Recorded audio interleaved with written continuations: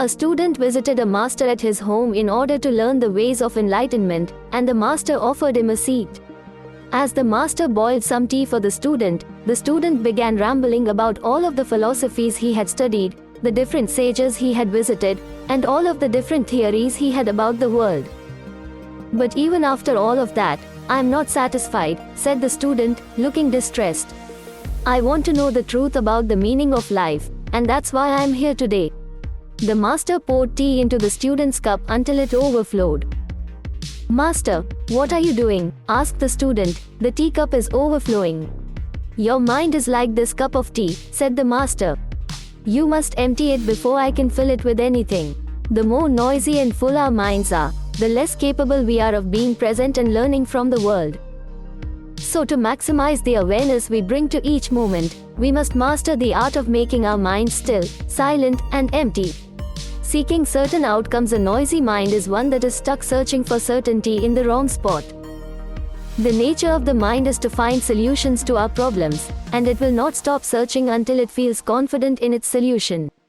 Our minds seek certainty, and when they are unable to find it, they start looking harder and they become obsessed. They rip up all the floorboards, rummage through the drawers, and toss things aside. They become noisy, and they will not rest or quiet down until they find what they're looking for, certainty. But the reason our minds don't find certainty is because they look for it in the wrong spots. They look for certainty in outcomes. They ask questions like, "Do you think they like me? Will this make me rich? Will they like what I made? Do they find me attractive? Will I have a good time?" And so on. The mind often wants certainty that it's liked by others, that it's safe from danger, and that it will have a good time. The mind seeks certainty about the world. But even if the mind received all the money in the world and praise from everyone, if it was escorted down a red carpet by armed guards, to the sound of applause and cheers, with a huge buffet waiting at the end, it couldn't be certain that it wasn't in a dream. It could wake up in the very next moment and realize that everything that it had thought about the world was not real. Am I dreaming or hallucinating all of these outcomes?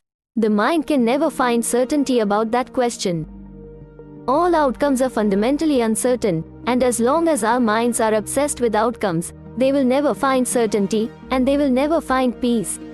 They will search and search in vain for all of eternity, because you can't find something where it doesn't exist. Act with the best of intentions. If our mind wants to find certainty, there's only one place it needs to look, at itself. The one thing the mind can be certain of is its own intentions. As Descartes said, "I realized that I could pretend that I had no body, and that there was no world nor any place in which I was present, but I could not pretend in the same way that I did not exist." On the contrary, from the very fact that I was thinking of doubting the truth of other things, it followed very evidently and very certainly that I existed. Even if the rest of the world was a dream, or a hallucination, the mind could find certainty in itself, in the fact that it existed and was having an experience, in the fact that it was aware and had intentions. The only thing the mind can be certain of is its intentions. The outcomes, on the other hand, lie in the hands of fate. In one Zen story, two monks, Tanzan and Aikido, came upon a river where they saw a young lady struggling to make it across. "Let me help you," said Tanzan. So he lifted her on his back and carried her across to the other side. After walking for a few more hours, Aikido could no longer contain his anger. "How could you carry that lady?" he said. "You know we're not supposed to touch women. I put her down hours ago," said Tanzan. "But you're still carrying her." Tanzan was more worried with the intention of what he was doing rather than the outcome.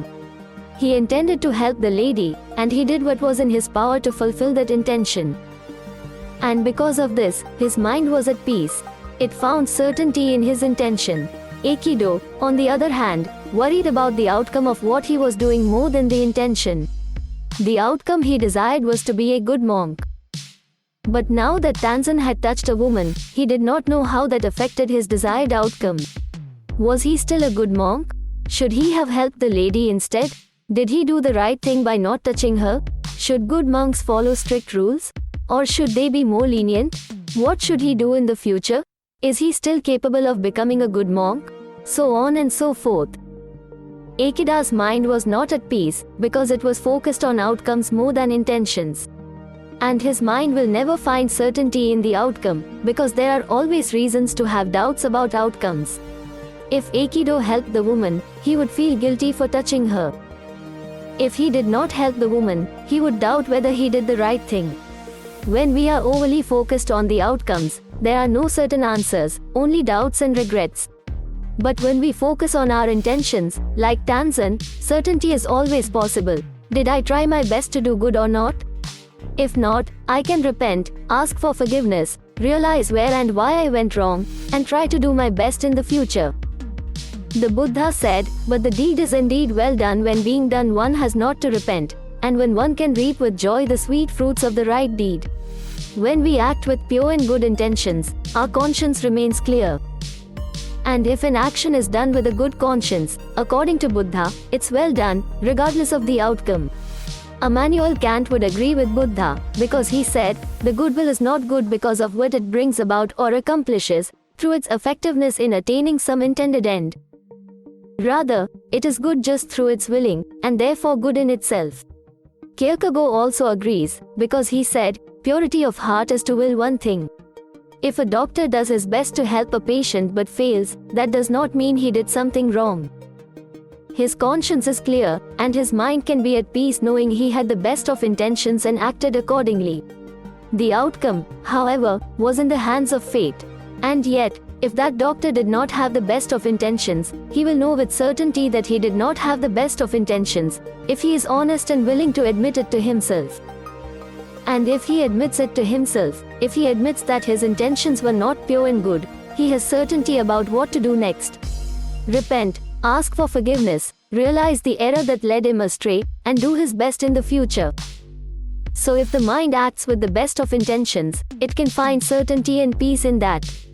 But if the mind seeks to generate a specific outcome, it will never find certainty or peace in that. Stillness and learning. So when the mind stops worrying about outcomes, when it finds contentment in acting with the best of intentions, it becomes still, quiet, and empty. When the student approached the Zen master, he was too worried about finding the truth. He was too worried about the outcomes, and so his mind was noisy. The Zen master knew this, and that's why he told the student that he needed to learn how to empty his cup. Because only when the student stopped worrying about the outcomes would he be able to be fully present, and only when he was fully present would he be capable of learning from the master, and only when he was capable of learning from the master would he find what he was seeking all along.